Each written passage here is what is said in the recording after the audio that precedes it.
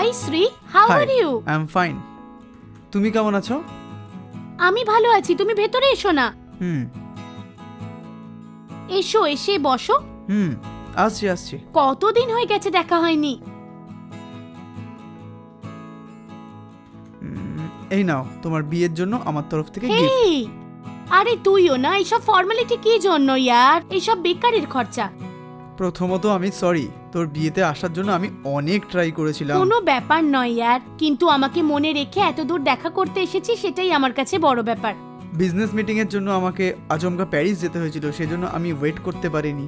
তারপর কাল রাতে আমি ওখান থেকে কলকাতায় এসেছি, আর এসে পৌঁছতেই তোমাকে দেখার জন্য আমি এখানে চলে এসেছি। তোমার চেনটা পছন্দ হয়েছে তো? আর তোমার হাজবেন্ড ভেতরে আছে নাকি? দেখা করতে পারি কি?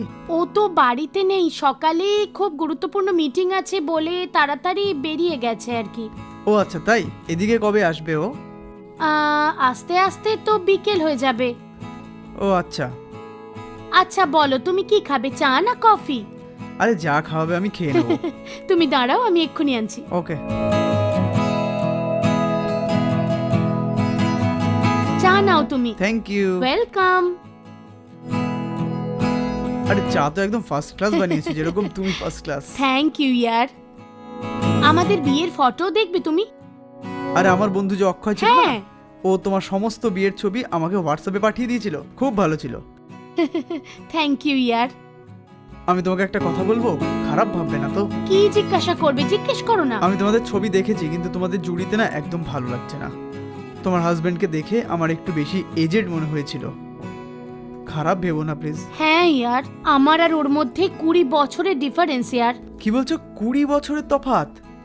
হ্যাঁ ইয়ার, আমার বয়স আর ওর বয়স দেখতে গেলে সত্যি 20 বছরের বড়, কিন্তু আমার হাজবেন্ড বড় হলে কি হবে, ওর মতো মন আমি এই পৃথিবীতে কারোর দেখিনি। ওই জন্যই তো ওকে আমি বিয়ে করলাম আর কি।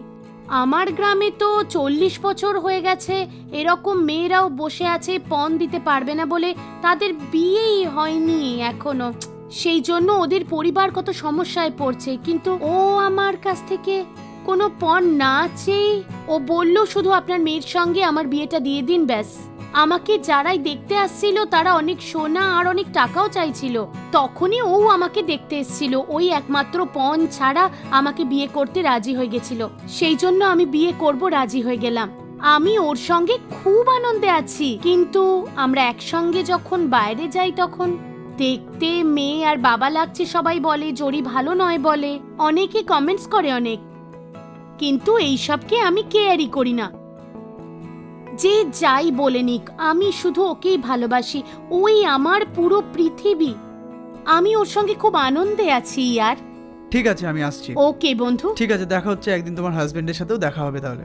নিশ্চয়ই বন্ধু, বাই। বাই। সাবধানে যেও। ওকে বাই, আমি পৌঁছে কল করব। Okay bye, see you, by.